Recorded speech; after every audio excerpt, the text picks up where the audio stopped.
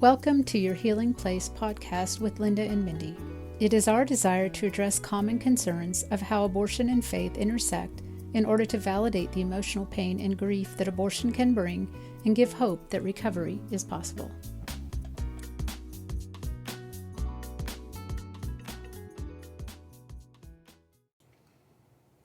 How can we put shame in its place? How can we become victorious over shame? There's so many ways, but they all point back to Jesus Christ.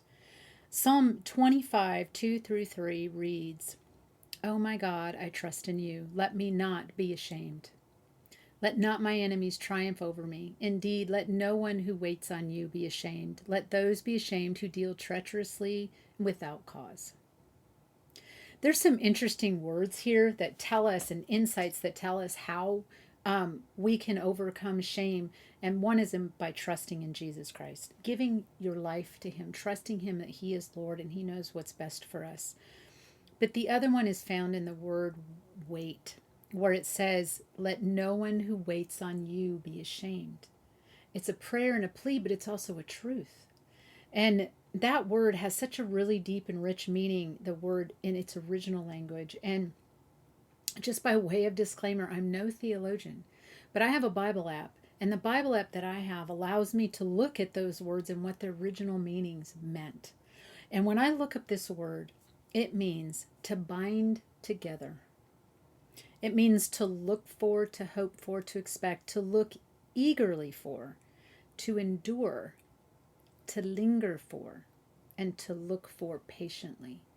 That has a much richer and broader understanding of what waiting on the Lord is. And when we put our trust in the Lord, we wait on Him. Will He let us struggle sometimes? Yes. And we see that in the story of Jacob and when he wrestled with God. God let him wrestle with Him. We're never going to overcome God in that sense, but He understands the struggle that we have in our flesh, and He's instructing us here that if we bind ourselves to Him, think of a rope or a braid, if we bind ourselves to the Lord, He will eventually release us from this struggle, and we will be released to be stronger. That peaceable fruit of righteousness will be found in our lives.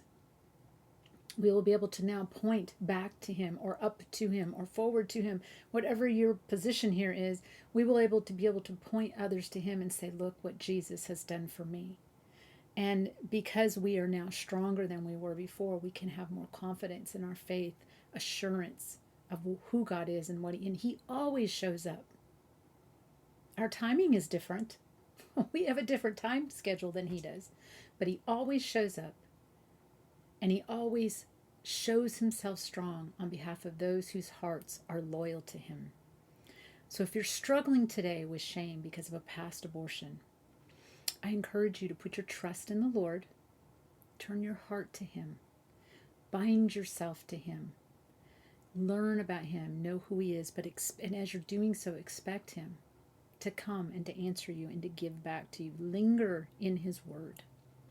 Linger with those who know Him. Get to know the God who saved you. And He will show up, and He will release you from this struggle.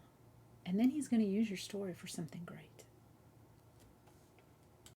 Thank you for listening. This podcast was inspired by the many conversations had through the years with women struggling from the emotional pain associated with abortion. Thank you for allowing us into your healing journey. Subscribe on major platforms where podcasts can be heard. Learn more about virtual abortion recovery healing at www.anevenplace.com. The link is in the show notes.